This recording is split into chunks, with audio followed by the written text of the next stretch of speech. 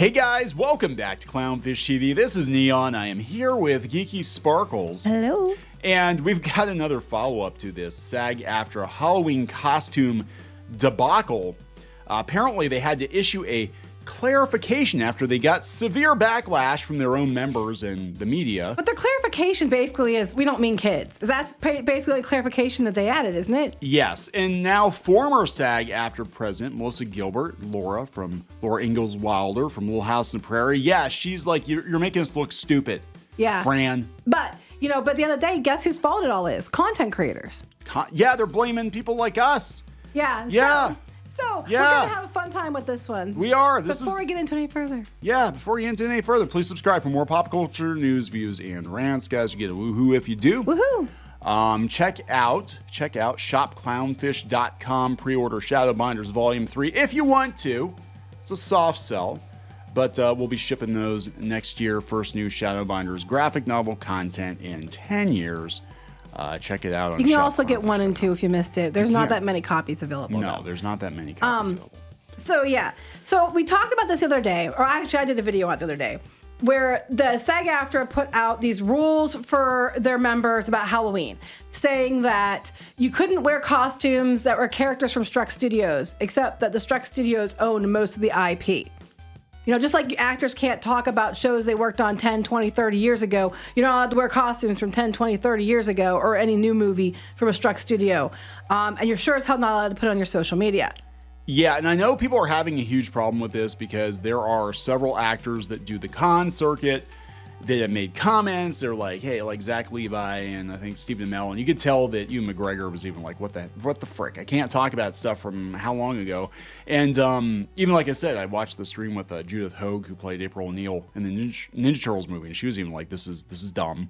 So I think their members are starting to turn on them, and this is not helping. So they put this out, and then they put the eyeballs on it, which to me, I don't care what they say, implies we're watching you. And because otherwise, why would you put the eyeballs on there? I mean, it's Halloween, but that's... So they put this out, and then a lot of actors and people in SAG-AFTRA were like, this is going a hair too far, including Ryan Reynolds, who basically joked about calling his daughter a scab. Now, you can clearly tell he was kidding. Like, he knows she's not in the union. But he's like, this is stupid. It's all stupid. It's been stupid, and it's overreaching, and it's more of a dictatorship and a cult than it is a union at this point. Yeah, this is not helping your case, and especially when you've got younger members that are like, wait a minute, what? Like, what? This is what being part of a union is about? Like, when you've got people like Ryan Reynolds, you've got people like George Clooney who are trying to help the situation, then Fran Drescher's basically dressing him down in public. But George Clooney's idea wasn't going to work. It wasn't going to work. She could have said, hey, it's not going to work. But I think it's because he went to the press. I'm not sure. I think he did. I think he did, and his idea wasn't going to work. So I think that's why she did it. Like, well, you went and did that, and now you caused this shitstorm. Way to go. Yeah, but they caused a shitstorm with the Halloween thing. They caused a shitstorm with people were really pissed about cosplayers. They were going on cosplayers. They did the cosplayers when the convention season started. And again, they said it was for content creators. And that's what they try to argue. They try to argue that here in a bit. We'll show you, and then I have a few words. Yeah, so this is their official explanation clarification. They're doing a lot of explanations and clarifications, aren't they? They keep saying stupid stuff, and then they keep having to walk it back. SAG-AFTRA issued Halloween guidance in response to questions from content creators and members about how to support the strike during this festive season. Okay, I want to start there.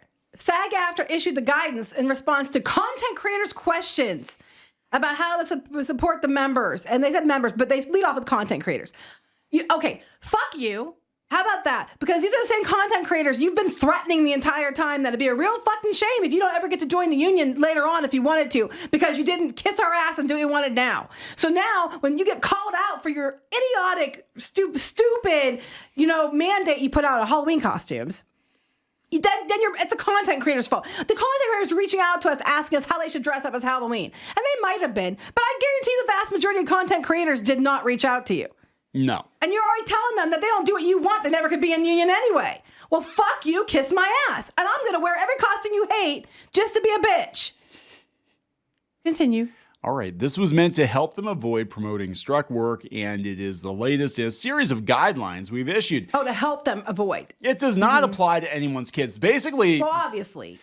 Basically because Ryan Reynolds made the joke they're like, oh shit. Somebody like Ryan Reynolds is even like, this is freaking It wasn't just stupid. Ryan Reynolds. A bunch of people were like, this is stupid. I'm sure a lot of these union members, just like the writers, privately, they're talking amongst themselves and they're like, this is a bunch of bullshit. What are they hoping to accomplish? Like, this is some horse shit. But it doesn't matter. It's all the content creators' fault because we need to control them because someday they might want to join the union and they need to abide by the same rules as us, even though they're not in the fucking union. Like Ryan Reynolds made a joke about his daughter. He's like, well, she's not in the union yet, but she needs to learn. That's how you keep treating content creators. All right. So we're on strike for important reasons, have been for nearly 100 days. Our number one. Could have wrapped it up a while ago there, Fran. You could have wrapped it up last weekend. But then they got thrown a curveball. Our number one priority remains getting the studios back to the negotiating table so we can get a fair deal for our members and finally put our industry back to work. Well, Melissa Gilbert. But wait, before that, you had a fucking fair deal. You did. You said no. Get the Amp Tip Studios back to the negotiating table. Well, maybe you shouldn't have thrown that, oh look, I'm going to charge you $1 levy at the last minute and made them walk away. Thing is, they can hold out longer. They don't need you. They can hold out longer. They can replace audience. They can do all that. But, you guys need them, contrary to what you're saying. And I'm not saying the studios are innocent and they don't do shit. I agree that they're money-grubbing corporate entities. However, you had way more things than you ever thought you'd get. And then that's not enough. But I need more. And then you're like trying to say, well, they need to come back to the negotiating table. Why? So you can dictate more and then when they say no, you can say it's all their fault? That's not how negotiations work, Fran. I think Melissa Gilbert is like, again, she was in charge of Sag-aftra for a good number of years. I don't know how long it was, but she's like not having it. This is crazy. So this is what she said. And there's another post underneath this, which they didn't cover. And she's basically talking about the below the line workers suffering. Yes, a lot of people are suffering. A lot of people are suffering. Heck, a lot of the actors are suffering from the stall out. And instead of fixing the problem and getting it solved, we're putting out Halloween costume guidelines about what you can't wear and telling content creators who aren't even part of the union that they have to abide by it or, what the hell? Well, they were handing out, I don't think it was SAG-aftra, I think it was WGA handing out flyers at the theme parks. Like, yeah, that was at the Halloween Horror Nights. What the hell does that have to do with anything? So this is Melissa Gilbert, Laura Ingalls Wilder. This is what you guys come up with. Literally, no one cares what anyone wears for Halloween. Do you really think this kind of infantile stuff is going to end the strike? We look like a joke. You do look like a joke. Just letting you know, you do. Please tell me you're going to make this rule go away and go negotiate. For the love of God, people are suffering mightily, and this is what you have to say. Come on, guys. At Fran Drescher, at Duncan. This is the kind of silly bullshit that keeps us on strike. Let's enact a policy that makes us look petty and incompetent at the same time. At Fran Drescher again. So this is she's not wrong. No, so she put this up too 3 days ago. She's not wrong. She said, I want to acknowledge all the non-SAG-aftra people out there who have involuntarily volunteered to support our strike, all in the name of solidarity. Thank you to IATSE and all the ancillary unions and businesses so horribly affected by our work stoppage. I see you, I hear you, and I appreciate you. I'm also running for president again after. I have to wonder, look, on her watch, and I don't recall how long she was in charge, but you didn't hear about this kind of stuff happening. You do even look your ridiculous. own people, members are turning against you now because you look ridiculous. The Halloween costume thing was a little too far for a lot of people. Meanwhile, there's a lot of people losing their homes and everything else because you won't settle. But you're gonna go out and put eyeballs on a memo telling people we're watching you. Don't post pictures of studio costumes to your Instagram. How? I'm like, what the fuck? How do you think this looks? Again, you're trying to make a case for why young actors or why young influencers should join your union. How do you think this looks to them? Realistically, I've had several people in the comments say that they were younger actors. If you look through the comments and they're like, I'm seriously thinking about going FICOR because this is some petty ass bullshit. And this doesn't help anybody. And again, huge props to Melissa Gilbert for mentioning that there are a lot of other people that are affected by the strikes because you guys are too busy. What you see when people bring that up, what you see in the comments, people bring that up, it's usually a bunch of people that are in the Actors Guild we have to stand together. It's solidarity. You have to be, united with us. And a lot of people didn't have a choice. Fran can dress up as a wicked witch. But I'm just I love the double standard. And so I think they're setting up, some of these places are going to go, some of the other IATSE stuff might go on strike next year if they don't get what they want. So I'm fully expecting that if their strike happens, that all the actors and writers are going to stop work and go homeless and go without food and everything else and stop all the productions until they get what they wanted, just because that's what happened to them. Yeah, and that's it's the thing. Just fair. That's the thing, because a lot of these, bigger actors, they've got plenty of savings, plenty of investments. They've got other businesses. They can last for a while. These IATSE workers, they're probably hand to mouth, especially in LA, and there's a lot of actors and writers who are hand to mouth in LA. Yeah, they're not making the big bucks that George Clooney's making. Yeah, for every A-lister you see, there's hundreds of ones who aren't, and I get that. And I'm not saying that they shouldn't get paid more for what they do. I am saying though that it's getting ridiculous. You had a really good deal, and you walked away over wanting more. And now you're like, we need the studios to come back and negotiate. Why? They weren't negotiating. They worked, was it 4 days worth of negotiations over like a course of a week or so? They were working every day for hours to get this thing hammered out. Gave you unprecedented stuff, huge increases for even healthcare and everything else.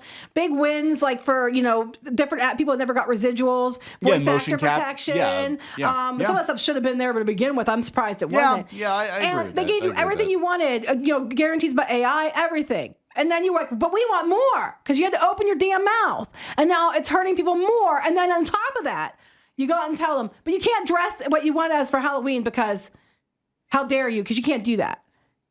Of course they're like, fuck you. Yeah.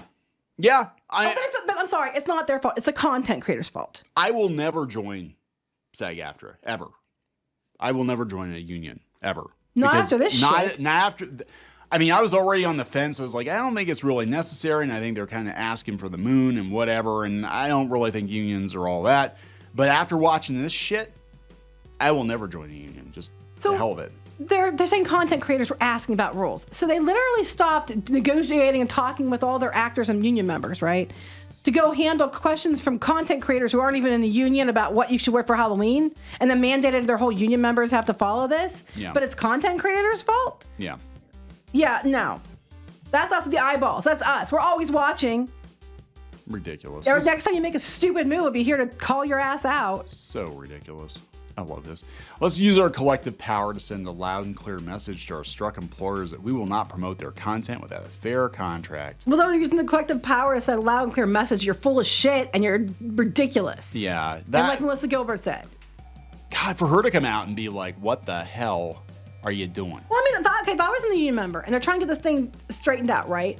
And I've been out of work for a long time. And I have friends that are blue line workers and everything else. And I can't get my stuff done. I can't get work. I'm having trouble now. And then they're like putting out a Halloween costume guidelines after they stalled out the, negotiations, but while demanding more at the last minute. I'd be pissed too. Yeah. Yeah, I would. She's probably hearing about it all the time. Like, God, we wish you were still in charge, because this would have been resolved. That's what I think is going on. I think they're running to her and being like, oh my God, help. Help. Like, oh my God, what'd Fran do? What, you put the nanny in charge of everybody's livelihoods, and this is what happens. We're going to wrap this up. Yep. Please subscribe for more pop culture news, views, and rants, guys. We'll talk later. Bye.